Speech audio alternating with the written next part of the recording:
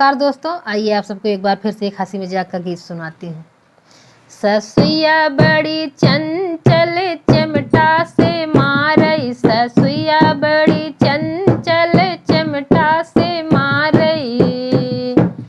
चिमटा के मारे ससुरे लगे गईले, चिमटा के मारे ससुरे लगे गईले।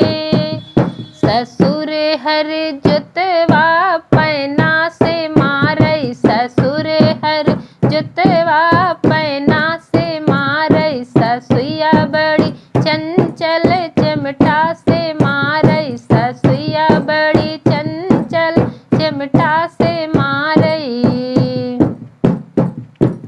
चिमटा के मारे देवरे लगे गईले, चिमटा के मारे देवरे लगे गईले।